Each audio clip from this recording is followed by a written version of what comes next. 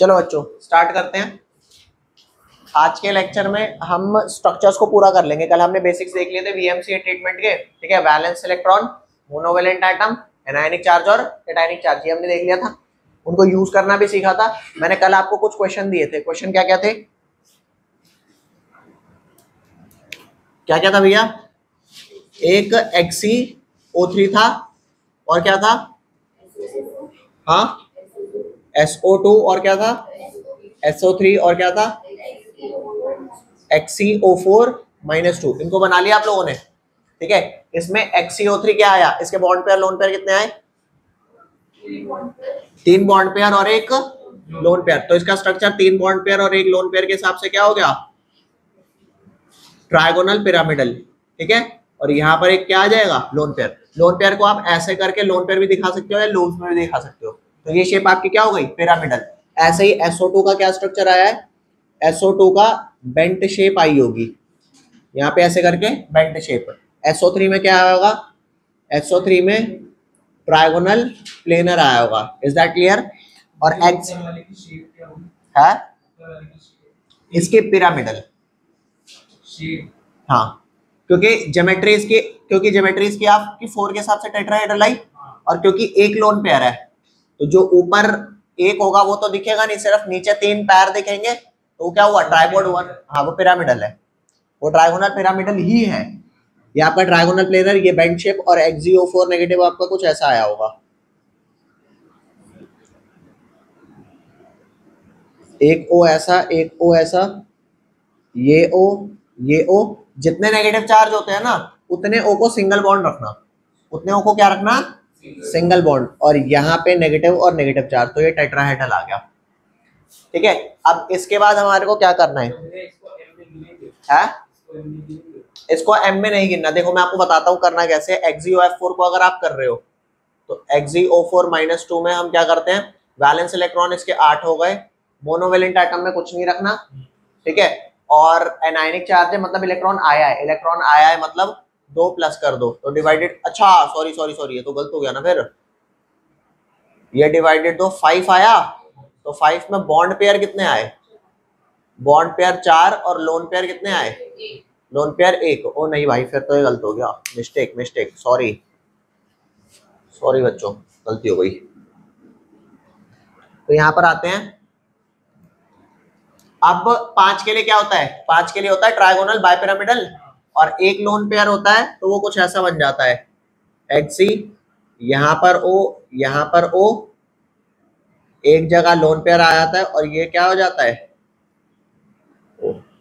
ये आपका स्ट्रक्चर बन गया, ठीक है। अब क्योंकि इस पे -2 चार्ज है, तो हम ये कर सकते हैं कि इसको सिंगल बॉन्ड दिखा के इसको -1 कर सकते हैं, और इसको -1 कर सकते हैं।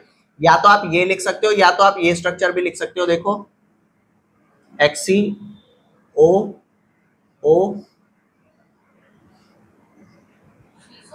यहाँ पे, हाँ ये सीसो है, इस पे होल -2 चार्ज। या तो वो दिखा दो, ये दिखा दो, रेजोनेंस में होता है, मूव करते रहते हैं मामले, ठीक है। ये आपका सीसो स्ट्रक्चर हो गया, ठीक है। अब अगर इतना आपको क्लियर है तो नेक्स्ट हम चलते हैं किस पे? अब कुछ और स्ट्रक्चर्स पे चलते हैं।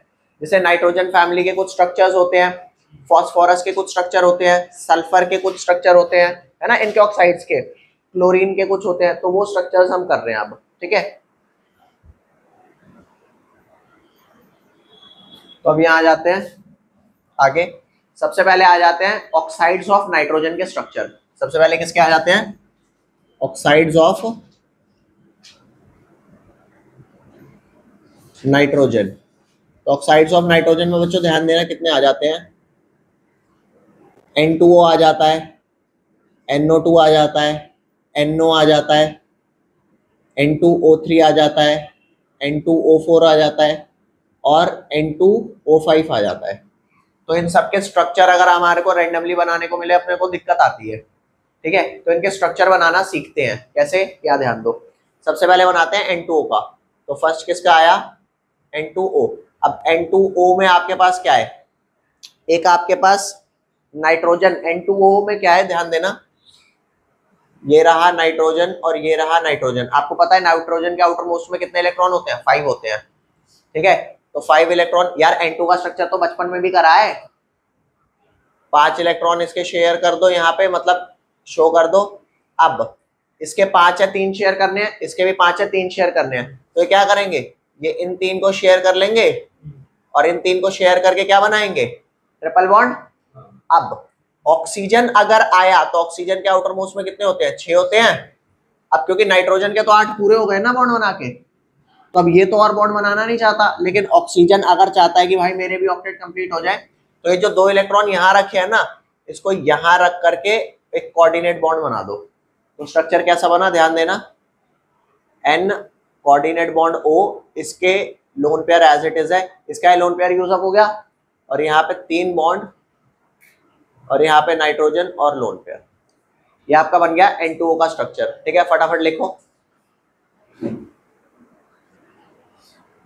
अब N2O को हम बोलते हैं नाइट्रस ऑक्साइड, क्या बोलते हैं, नाइट्रस ऑक्साइड। और इसके बारे में एक बात याद रखना, ये लाफिंग गैस होती है, लाफिंग गैस। ठीक है, ये गैस सूंघ लोगे तो हंसते रहोगे, ऐसा लगेगा जैसे जबरदस्ती हंस रहे हो, मतलब मजेदार हंसी नहीं होती। ठीक है, तो नाइट्रस ऑक्साइड हो गया। नेक्स्ट आता है आपका NO2। NO2 कैसे बनता है, यहाँ ध्यान देना। अब यहाँ पे ये नहीं है कि N2O में पहले N2 बना लिया फिर O को कंसीडर किया, यहाँ NO2 में पहले क्या करेंगे, O2 को बनाएंगे फिर N को कंसीडर करेंगे, ऐसा नहीं है, पहले N और O का बॉन्ड बनाएंगे। ये रहा नाइट्रोजन और ये रहा ऑक्सीजन। नाइट्रोजन के आउटर मोस्ट में कितने होते हैं, 5। ऑक्सीजन के आउटर मोस्ट में कितने हैं, 1 2 3 4 5 6। अब इलेक्ट्रोनेगेटिव ज्यादा कौन है, ऑक्सीजन। ऑक्सीजन ज्यादा इलेक्ट्रोनेगेटिव है, और इलेक्ट्रोनेगेटिव का मतलब यहाँ होता है बदमाश। क्या मतलब होता है, बदमाश। तो जो बदमाश है ये कह रहा मैं 2 इलेक्ट्रॉन शेयर करूंगा क्योंकि मेरे 6 हैं, 2 की रिक्वायरमेंट है। ये कह रहा मैं 3 करूंगा क्योंकि मेरे पास 5 है, 3 की रिक्वायरमेंट है। ऑक्सीजन कह रहा हट पैस की, मैं नहीं कर रहा।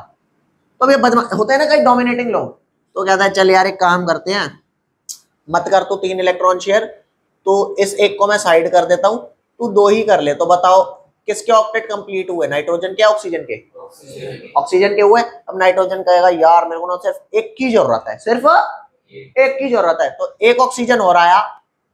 हाँ भाई क्या बात है, आओ 2 शेयर कर लेते हैं। लेकिन अगर ये अब 2 शेयर करता है तो नाइट्रोजन के 9 हो जाएंगे, क्योंकि इसको एक और एक्स्ट्रा शेयर करना है। ऑक्सीजन कहेगा भाई मैं नहीं कर रहा है, अगेन बदमाश आदमी, वो कहेगा भाई 2 कर ले, तो 2 शेयर ये नहीं करना चाहता, तो कहेगा यार तुम ऑक्सीजन सारे ही बदतमीज हो।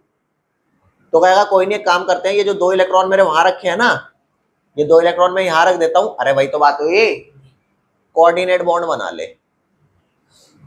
क्या बना ले, हाँ। और क्योंकि यहाँ पे ये इलेक्ट्रॉन है ना, तो ये इन बॉन्ड पेयर को थोड़ा सा रिपेल करेगा, तो स्ट्रक्चर कुछ ऐसा टाइप बन जाएगा, टेढ़ा।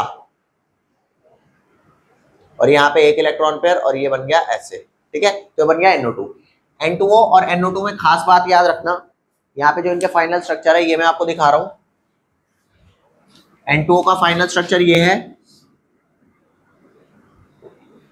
NO2 का फाइनल स्ट्रक्चर ये है। चेक करना, हमारे पास 2 तरह की चीजें होती हैं, एक होता है बॉन्ड पेयर, एक होता है लोन पेयर। तो ये आपका बॉन्डेड पेयर्स है और ये आपके लोन पेयर्स है। तो क्या कोई भी ऐसा पेयर है जो अकेला है, अरे बॉन्ड पेयर, बॉन्डिंग में आदमी अकेला नहीं रहता। अकेला कब रहता है, जब वो लोनली हो। जब वो लोनली हो तो ठीक है भाई, लोन पेयर या तो हो कि मैं साथ हूं, ये बॉन्ड पेयर तो साथ है ही, लेकिन ये एक ऐसा इलेक्ट्रॉन है इसके तो साथ में भी कोई नहीं है, तो उसको बोलते हैं ऑड इलेक्ट्रॉन। तो ऑड इलेक्ट्रॉन मॉलिक्यूल कौन हुआ, N2O या NO2? NO2 odd electron molecule हुआ। तो यहां पर लिख लेना कि ये आपका ऑड इलेक्ट्रॉन मॉलिक्यूल है। क्या ये आपका ऑड इलेक्ट्रॉन मॉलिक्यूल? कोई डाउट है यहां तक? इसे फटाफट बनाओ जल्दी से। तो ले भैया ध्यान देना, अगला ये ऑड इलेक्ट्रॉन मॉलिक्यूल है।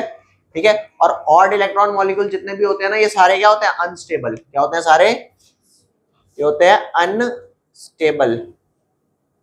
उसके बाद नेक्स्ट हम बात करेंगे थर्ड की। थर्ड हमारा आता है NO।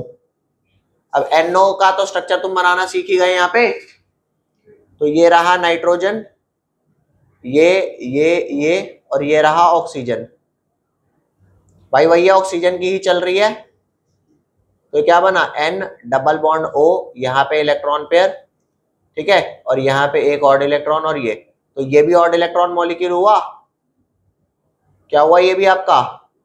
अरे हुआ नहीं हुआ, नाइट्रोजन पे ऑड इलेक्ट्रॉन, नहीं आया समझ?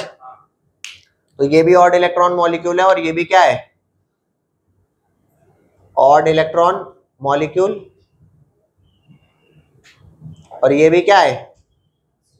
अनस्टेबल। क्यों अनस्टेबल है? ऑड इलेक्ट्रॉन है। तो पेपर में क्वेश्चन आता है कि NO, NO2, N2O, N2O3, N2O5 इनमें से ऑड इलेक्ट्रॉन मॉलिक्यूल कौन से है? तो एक NO है और एक NO2 है, ठीक है। NO का नाम होता है, इसका NO2 का नाम हो गया नाइट्रोजन डाइऑक्साइड। क्या नाम हो गया? Nitrogen dioxide. और NO का क्या मतलब हो गया? इसका नाम हो गया नाइट्रिक ऑक्साइड, नाइट्रिक ऑक्साइड। फिर चौथे पे कौन सा आता है? N2O3। कौन है चौथे पे? चौथे पे आया N2O3। अब N2O3 बड़ा इजी है। N2O3 किस किस का मिक्सचर है? NO का प्लस में NO2 का। कैसे? NO भी ऑड इलेक्ट्रॉन था, NO2 भी ऑड इलेक्ट्रॉन था, दोनों ही कहीं ना कहीं अनस्टेबल थे। इन्होंने कहा आओ मिलकर के हम भी पूरे हो जाएं, तो यहां बना NO, ये अरे बोलो, और यहां था NO2, ये O, ये, तो इन्होंने भी ऐसे मिलकर के क्या कहा? देख रहे हो सबके लिए कोई ना कोई है। ठीक है, तो ये आपका पूरा हो गया। इसको बना ले भाई, नाइट्रोजन नाइट्रोजन या सिंगल बॉन्ड, यहाँ ये ऑक्सीजन, यहाँ ये। अब आपको ना कोवेलेंसी का मतलब एक बार को यहां से समझाऊंगा, कोवेलेंसी क्या चीज होती है। कोवेलेंसी सुनी है कभी? हाँ, तो कोवेलेंसी बताऊंगा क्या होती है। अच्छा, ऑक्सीजन के बारे में खास बात याद रखना, ऑक्सीजन का सम टोटल 4 होता है। अगर बॉन्ड पेयर 1 है तो लोन पेयर कितने होंगे? 3। अगर बॉन्ड पेयर 2 है तो लोन पेयर कितने होंगे? 2। अगर बॉन्ड पेयर 3 है तो लोन पेयर कितना होगा? चल तू बता दे। यहां पर ऑक्सीजन के साथ बॉन्ड पेयर कितने हैं? 1, मतलब लोन पेयर कितने? 1 2 3। बोल दे कोई दिक्कत? बता यहां बॉन्ड पेयर कितने? ओके 2, तो कितने लोन पेयर? 1 2। और यहाँ कितने? 2, तो यहाँ कितने? 1 2। बता समझ आया कि नहीं आया? तो ये बात भी नहीं रटनी अपने आप को, ठीक है भैया। चेप दे जल्दी से। ये तरह फाइनल स्ट्रक्चर इसका हो गया। तो बच्चों यहां ध्यान देना, ये बन गया आपका N2O3 का फाइनल स्ट्रक्चर। N2O3 एक स्टेबल कंपाउंड है, ठीक है। इसका नाम क्या है? Die nitrogen try oxide. ऐसे ही अब अगला स्ट्रक्चर किसका आएगा? 5th N2O4 का। इसका क्या नाम हो जाएगा? Die nitrogen tetroxide. तो अब बताइए किस किस का मिक्सचर होगा? किस किस का मिक्सचर होगा?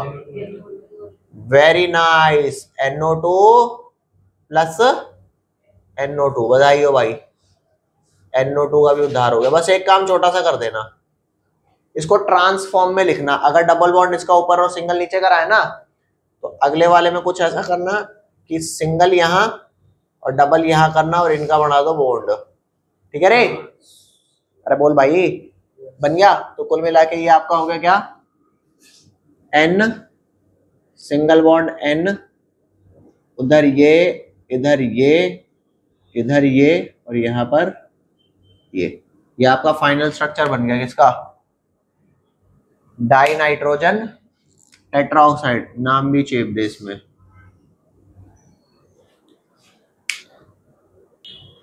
ठीक है भाई। तो इसका नाम क्या हो गया?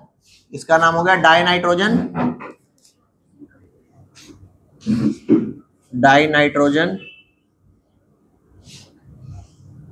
टेट्राऑक्साइड। ओके, इसके बाद एक लास्ट आता है, कौन सा?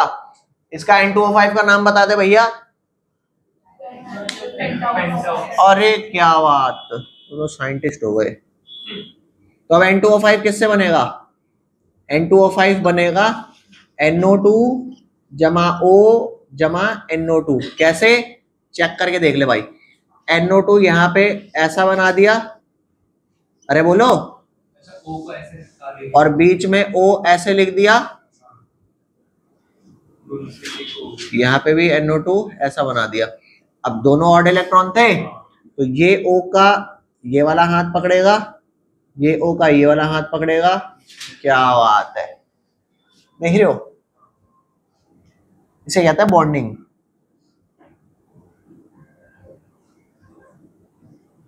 ओ समझ आ रहा है नहीं आ रहा?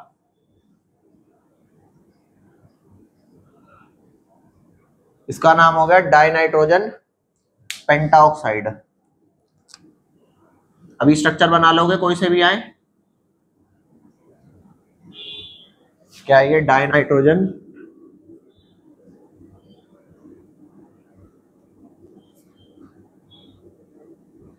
पेंटाऑक्साइड, ठीक है। लोन पेयर डालने हो, 2 बॉन्ड पेयर थे तो 2 लोन पेयर, यहाँ पे 1 2 3 और यहाँ पे 1 2 1 2 3 1 2, समझ गए भैया, है ना।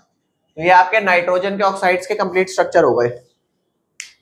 अभी पेपर में क्वेश्चन क्या होता है, पेपर में क्वेश्चन आता है N2O5 में N डबल बॉन्ड O के कितने बॉन्ड है, N सिंगल बॉन्ड O के कितने बॉन्ड है, समझ गए, NON के कितने बॉन्ड है।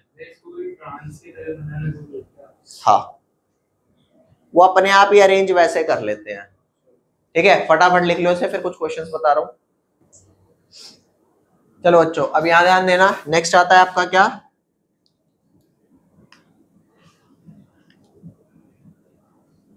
Oxides of phosphorus. Phosphorus nitrogen के हो गए, अब फॉस्फोरस की बात करते हैं।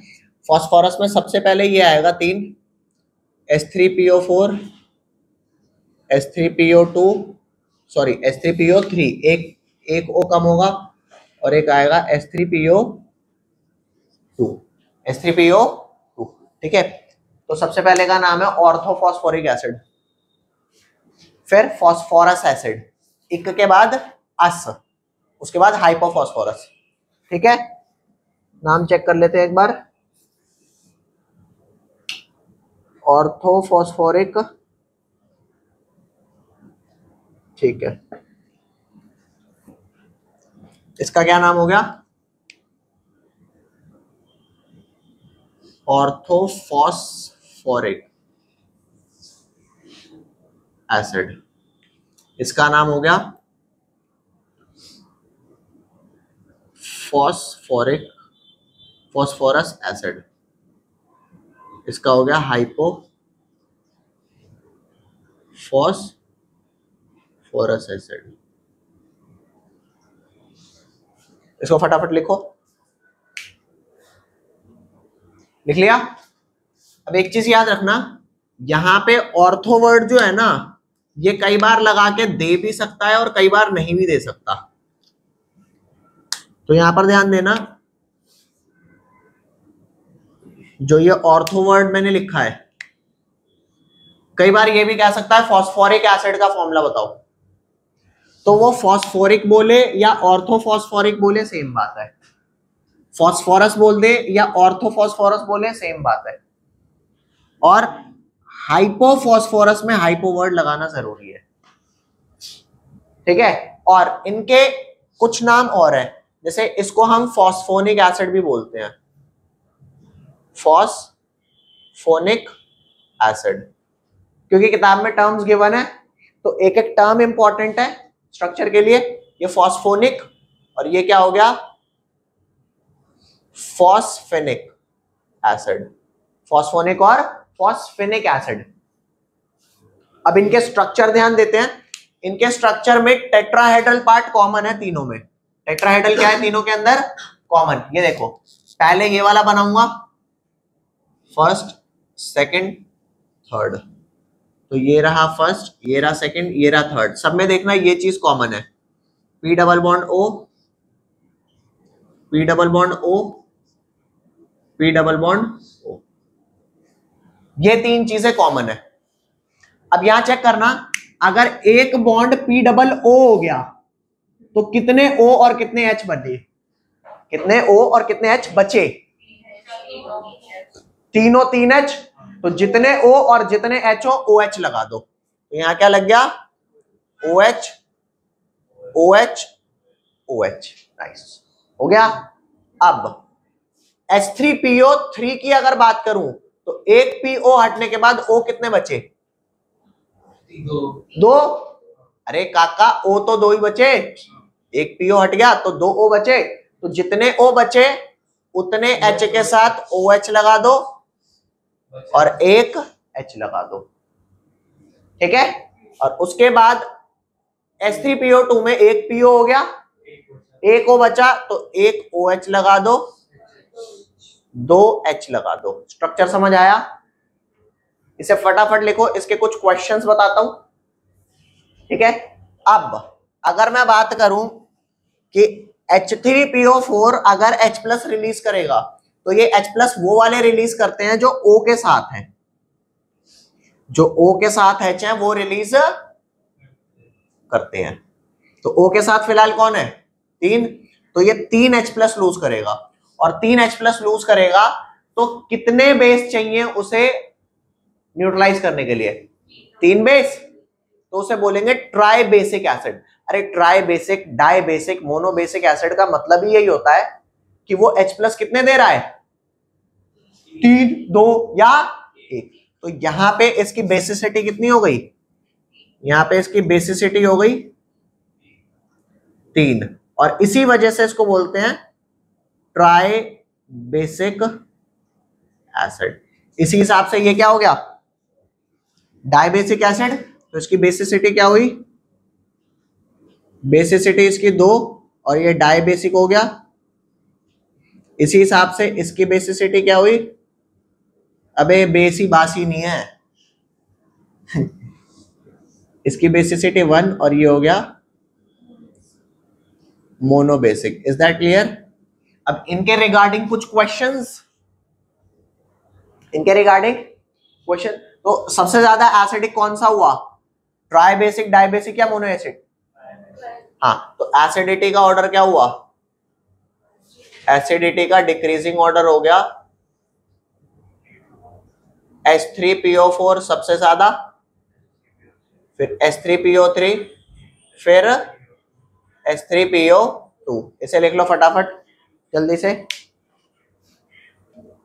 तो बच्चों यहां ध्यान देना, एसिडिटी का डिक्रीजिंग ऑर्डर समझ आ गया। सबसे ज्यादा ऑर्थोफॉस्फोरिक, ऑर्थोफॉस्फोरस, फिर हाइपोफॉस्फोरस, समझ गए। अब नेक्स्ट आते हैं। अब मैं बात करता हूं, जैसे इन तीनों में H सबसे ज्यादा किस में है? इस वाले में। अरे वैसे तो तुम्हें तीनों में बराबर दिख रहे हैं, लेकिन ये सारे H बराबर नहीं है। तो कोई चीज अगर किसी और को H दे दे, कोई चीज किसी और को H दे दे, तो उसने अपना H छोड़ दिया, वो तो ऑक्सीडाइज हो गया, और दूसरे क्या हो जाएंगे? रिड्यूस। क्योंकि एडिशन ऑफ हाइड्रोजन क्या होता है? रिडक्शन। तो यहां पर ध्यान देना। नेक्स्ट आपका क्या आ गया? रिड्यूसिंग एजेंट कौन सा बढ़िया है? रिड्यूसिंग एजेंट कौन सा बढ़िया है? तो जो एसिडिक सबसे ज्यादा था ना, ठीक है, उसके पास OH ज्यादा थे, मतलब H एक भी नहीं था। तो अगर रिड्यूसिंग एजेंट की बात करें तो फर्स्ट तो रिड्यूसिंग एजेंट है ही नहीं। H3PO4 रिड्यूसिंग एजेंट है ही नहीं। लेकिन अगर आप बात करूं H3PO3 की, तो ठीक है ये है। उससे ज्यादा कौन है? H3PO2। समझ गए? ये फटाफट लिख लो रिड्यूसिंग एजेंट। अब इसके बाद नेक्स्ट आते हैं आपके क्या,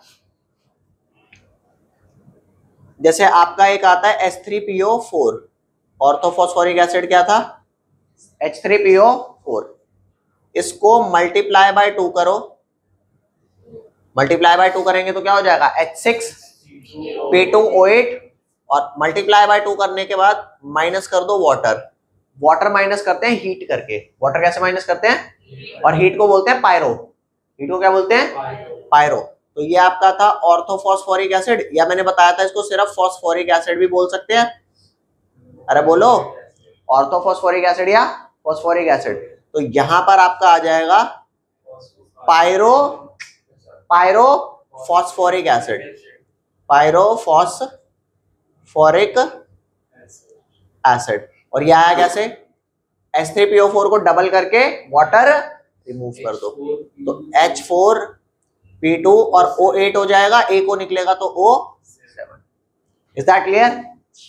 फटाफट लिखो, ये हो गया पायरोफॉस्फोरिक एसिड। फिर नेक्स्ट अगर इसमें से एक O माइनस कर दूं तो बन गया H4P2O6।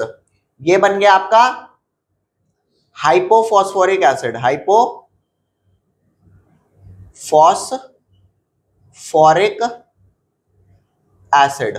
और अगर एक O और माइनस कर दूं, अगर एक O और माइनस कर दूं तो हो गया H4P2O5। तो अभी हो गया पायरोफॉस्फोरस। क्या हो गया? पायरोफॉस्फोरस। अच्छा, बच्चा इनको याद करते हुए ना बड़ा कंफ्यूज रहता है, तो आपको थोड़ा सा ये सीरीज वाइज ही याद करना पड़ेगा। ठीक है, ये लिख लो, फिर इनके स्ट्रक्चर दिखाता हूं। तो बच्चों यहां ध्यान देना, आपको पायरोफॉस्फोरिक एसिड का स्ट्रक्चर कैसे लिखना है। आप दो फॉस्फोरिक एसिड बनाओ। कैसे? POO, यहां पे OH, यहां OH और यहां पर OH। यहां भी ऐसे बनाओ, POO, OH, OH और OH। आपको डबल करके वाटर निकालना था ना, तो डबल करके वाटर कैसे निकालोगे? या तो यहां से OH ले लो, यहां से H ले लो, या यहां से OH ले लो, वहां से H ले लो। अब इनको ऐड ऑन कर दो। कैसे ऐड ऑन हो गए? अब फाइनल स्ट्रक्चर आपका कुछ ऐसा सा बन गया, POO, इधर OH, इधर OH, इधर O, PO, OH और OH। तो क्या आपको दिखाई दे रहा है यहाँ पे कि POP की एक ब्रिज आ गया। कितने POH बॉन्ड है, कितने POO बॉन्ड है, ये पेपर में पूछे जाते हैं। ठीक है, ये अब ये स्ट्रक्चर आपका किसका आ गया? Pyrophosphoric acid. अब हाइपोफॉस्फोरिक एसिड कैसे आएगा? एक O कम है ना, तो बीच का जो ब्रिजिंग O है वो निकाल दो। तो इस वाले का स्ट्रक्चर क्या बन गया? इस वाले का स्ट्रक्चर आपका बन गया PO, यहां OH, यहां OH और यहां पर बस P आ गया, O, OH, OH। समझ गए? लास्ट वाले का स्ट्रक्चर नहीं दे रखा, बस ये वाले स्ट्रक्चर आपके हैं। ये पूछ सकता है किसमें कितने POH बॉन्ड है, किसमें POO बॉन्ड है। जैसे इस वाले में अगर मैं आपसे पूछूं कि इसमें POO बॉन्ड कितने हैं, तो कितने बोलोगे? 2। POH बॉन्ड कितने हैं? 4। PP बॉन्ड कितने हैं? 1। POP बॉन्ड कितने हैं इस वाले में? POP एक भी नहीं। समझ गए? तो इस टाइप के क्वेश्चंस आपसे पूछे जाते हैं। यहाँ पे टेबल बता रखी है और यहाँ पे ये इनके कैरेक्टरिस्टिक बॉन्ड बता रखे हैं।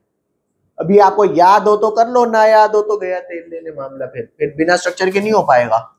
ये कर लो, फिर सल्फर के बता देता हूं, और सल्फर के बाद क्लोरीन के, देन स्ट्रक्चर फिनिश। यहां ध्यान देना, अब फास्फोरस के दो स्ट्रक्चर और हैं, जिसमें आपका HPO3N होता है। ठीक है, अब यहाँ पे दो केसेस है, एक जहां पे N की वैल्यू 3 है और एक जहां पे N की वैल्यू ग्रेटर देन 3 है। ग्रेटर देन 3 है, तो ग्रेटर देन 3 में इसको मैं लिखूंगा HPO3ON। ठीक है, इसको बोलेंगे पॉली मेटा फॉस्फोरिक एसिड, और इसको बोलेंगे साइक्लो। ये साइक्लो बनता है, ये साइक्लो बनता है और ये linear cyclo try Meta phosphoric acid, phosphoric acid. तो ट्राई वाला कैसे बनाना है? आप जैसे बेंजीन बनाते हो ना, अरे बोलो, वैसे ही बेंजीन बनाना है। बस इन पोजीशन पे कार्बन ना होके क्या लगेंगे? अदर ग्रुप्स लगेंगे। जैसे यहां पे अगर तूने लगा दिया P, क्या लगा दिया यहाँ पर P, तो यहाँ P, यहाँ P और यहाँ P लगेगा, तो यहाँ पर क्या लग जाएंगे O। और हर चीज पे, हर एक पे एक डबल बॉन्ड O, एक OH, एक डबल बॉन्ड O, एक OH, एक डबल बॉन्ड O, एक OH। ये बन गया आपका साइक्लो ट्राई मेटाफॉस्फोर। भाई जैसे बेंजीन बनाते हैं, अरे ऑल्टरनेट लगा लो, या तो पी पी पी यहां लगा लो, या पी पी पी यहां लगा लो, पी पे एक डबल O, एक OH, बाकी O पे कुछ मत लगाओ। ये बन गया साइक्लो ट्राई मेटाफॉस्फोरिक एसिड। और इस वाले का स्ट्रक्चर लीनियर बनेगा, इस वाले में लीनियर बनेगा कैसे, यहां ध्यान देना। जैसे कि ये P है, ठीक है, इधर हमने एक O लगा दिया, एक OH लगा दिया, एक डबल O लगा दिया। अब इसी को रिपीट करते चलो, ठीक है। यहां पर एक OH ले लो, एक O ले लो, एक ये ले लो, फिर एक और ले लो P डबल O, यहाँ OH, एक O, और इनको जोड़ते चलो बस। मैं समझ गए, ये आगे ऐसे ऐसे और जोड़ते जाएंगे O से, ठीक है। ये आपका बन गया। मतलब इसमें भी एक HPO3 यूनिट कॉमन है, यहां ध्यान दो, इसमें भी चेक करना, HPO3 यूनिट कॉमन है, HPO3, यहां पे भी HPO3, यहां पे भी HPO3 है ना, यहां पे भी वो कॉमन है HPO3, चेक करके देख लो, HPO3 HPO3 HPO3, और ये एज इट इज जुड़ते जाएंगे, ठीक है। तो ये आपका हो गया साइक्लिक स्ट्रक्चर, और ये आपका हो गया लीनियर। ये आपके फास्फोरस के सारे हो गए। अब स्टार्ट करते हैं सल्फर के। नेक्स्ट आते हैं भैया ऑक्साइड्स ऑफ सल्फर।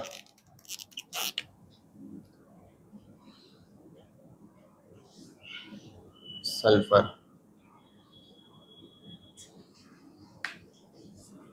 तो अब यहां पर क्या है बच्चों, जो बहुत कॉमन नाम हम सुनते हैं वो H2SO4 का सुनते हैं। क्या होता है ये, सल्फ्यूरिक एसिड है ना, तो ये आपका हो गया सल्फ्यूरिक एसिड। उसके बाद एक O कम करेंगे H2SO3, तो हो जाएगा सल्फ्यूरस एसिड। एक्चुअल में होता क्या है, हायर वाला एक होता है, लोअर वाला अस। हाँ, अब चिल्लाओ अस अस, ठीक है भैया, एक और अस, ये दो चीजें होती हैं। तो H2SO4 H2SO3, और कुछ नाम याद रखो, जैसे अगर H2SO4 हम लेते हैं, इस H2SO4 को मल्टीप्लाई 2 करते हैं और माइनस एक O करते हैं, क्या करते हैं, माइनस एक O, तो डबल करके एक O कम करेंगे तो क्या आएगा, एक O कम करें, नहीं नहीं, तुम H2O कम करो, क्या करें, H2O कम करो, तो ये डबल ओके हो गया H4 H2O8, H4 H2O8, उसमें से एक वाटर निकालो H2 H2O7, ओके। इसको बोलते हैं ओलियम। क्या बोलते हैं, ओलियम। ये वाली बात मैंने शायद आपको पहले भी बताई होगी, ठीक है। और डबल करके वाटर निकालते हैं तो नाम पायरो भी लग जाता है, जैसे पहले फॉस्फोरिक था पायरो फॉस्फोरिक हो गया था, तो सल्फ्यूरिक है तो ये पायरो सल्फ्यूरिक एसिड। कुछ तो कॉमन निकल रहा है, अरे बोलो, H2H2O7, ठीक है।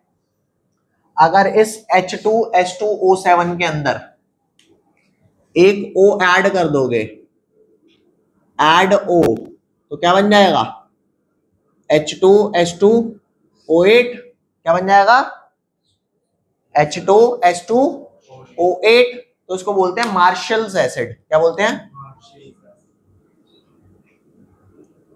Marshals acid, H2H2O8। और अगर हम, एक और होता है, याद रखो, H2SO4 होता है ना, एक ये हटा दो, H2 हटाओ, ये सब। जैसे जब तुमने ओलियम में एक को ऐड किया तो क्या आया, H2H2O8 मार्शल एसिड, वैसे ही सल्फ्यूरिक एसिड में एक O ऐड करोगे तो क्या आएगा, ऐड O, क्या आएगा, H2SO5। इसको बोलते हैं कैरोज एसिड। क्या बोलते हैं, कैरोज एसिड। तो अब इनके स्ट्रक्चर देख लेते हैं, इनके स्ट्रक्चर क्या बनते हैं, पहले लिख लो इसे, लो भाई इनके स्ट्रक्चर देखना। तो सल्फ्यूरिक एसिड से स्टार्ट करते हैं। सल्फ्यूरिक एसिड का स्ट्रक्चर क्या हो जाएगा, S डबल बॉन्ड O, यहां डबल बॉन्ड O, और कितने, इसका बेसिक स्ट्रक्चर है, ठीक है। अब क्या बचा, 2O और 2H, तो यहाँ पे OH, यहाँ पर OH, ये बन गया सल्फ्यूरिक एसिड। वही सल्फ्यूरस एसिड में एक O कम है ना, तो अब ये जो आप सल्फर बना रहे हो इसके यहां पे लोन पेयर कर देना, बाकी स्ट्रक्चर सेम है, बाकी स्ट्रक्चर एक जगह का O हटा के बाकी स्ट्रक्चर सेम है, ये OH और ये OH, ठीक है, डन हो गया। ओलियम का स्ट्रक्चर कैसे आया था, H2SO4 को डबल करके वाटर निकालो, तो ले भैया बना दो सल्फ्यूरिक एसिड बना फटाफट, यहां भी बना एक,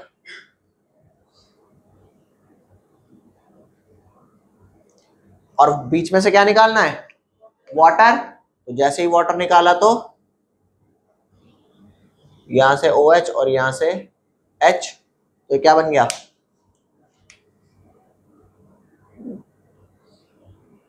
S डबल O,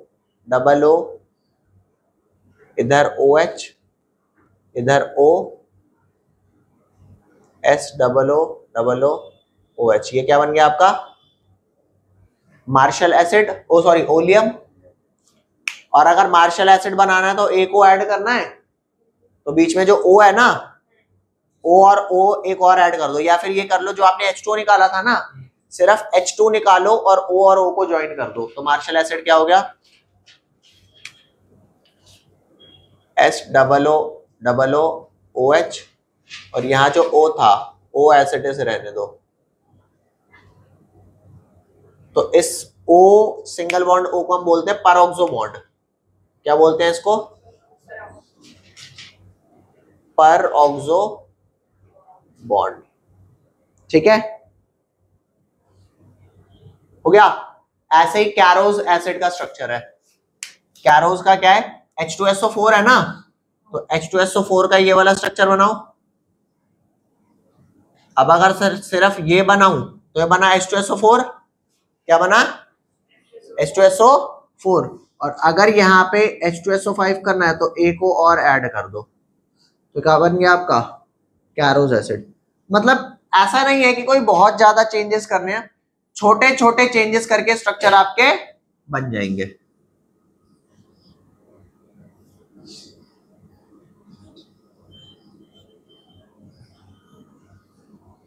ठीक है भाई, इसको लिख लो, लास्ट में रह गए क्लोरीन के स्ट्रक्चर्स।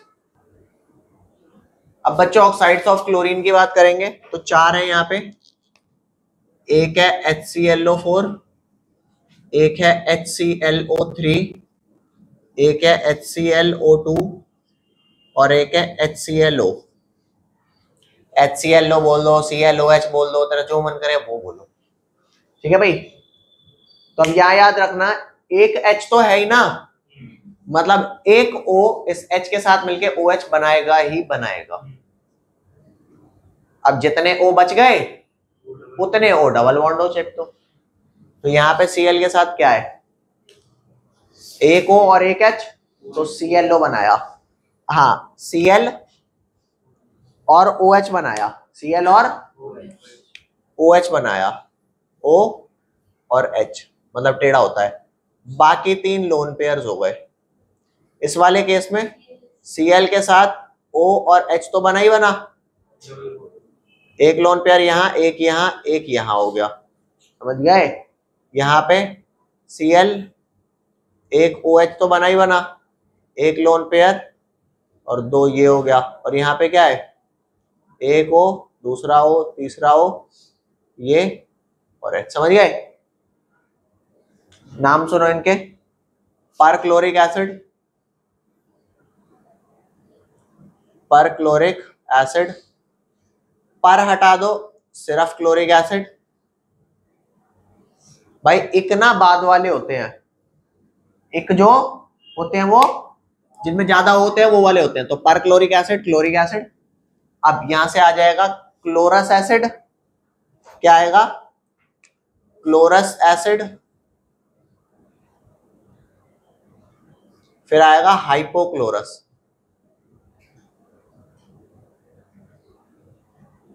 एसिड। इन्हें फटाफट लिखो, हाइपोक्लोरस एसिड। अब यहां पर ध्यान देना, इनमें ऑक्सीडेशन स्टेट निकालते हैं। यहां पे अगर हम बात करें ऑक्सीडेशन स्टेट की, तो O को तुम्हें -2 लेना है बाय डिफॉल्ट, और H को क्या लेना है? +1। अब Cl की निकालो, यहाँ पे Cl को X मान लो, HClO4, तो Cl को X लेट कर लिया, +1 + X -2 × 4 = 0। तो क्या आ गई X की वैल्यू? +7। क्या आ गई? तो यहाँ पे क्लोरीन +7 आ गया, यहाँ पे +5, यहाँ पे +3, यहाँ पर +1। और एसिडिटी का ऑर्डर क्या हो गया? अगर मैं इसको बोल दूं फर्स्ट, इसे बोल दो सेकंड, इसे बोल दो थर्ड, इसे बोल दो फोर्थ, तो एसिडिटी का इंक्रीजिंग ऑर्डर क्या आया? इंक्रीजिंग ऑर्डर क्या आया? ये सबसे कम है, इससे ज्यादा ये, इससे ज्यादा ये, इससे ज्यादा ये। तो 4 सबसे कम, फिर 3, फिर 2, फिर 1। ये इनका इंक्रीजिंग ऑर्डर है। ये आपके ना जितने भी केमिकल बॉन्डिंग के और पी ब्लॉक के जितने स्ट्रक्चर होते हैं ना, ये सारे कवर हो गए। अब इससे बाहर नहीं आएगा कोई। तो स्ट्रक्चर्स इतने कर लो, ठीक है? कोशिश करना स्ट्रक्चर सारे आ जाए, क्योंकि 1-2 क्वेश्चन पक्का मिलेंगे ही मिलेंगे आपको केमिकल बॉन्डिंग से, ठीक है? और हाँ, यहाँ पे जो एसिडिटी का ऑर्डर लिखा है, तो वो कुछ ऐसे लिखा है कि ऑक्सीडेशन स्टेट जो होती है वो डायरेक्टली प्रोपोर्शनल होती है एसिडिटी के। तो यहाँ पे एसिडिटी सबसे ज्यादा किसकी हुई? HClO4 की, है ना? सबसे ज्यादा आ गई, लिख लो इसे।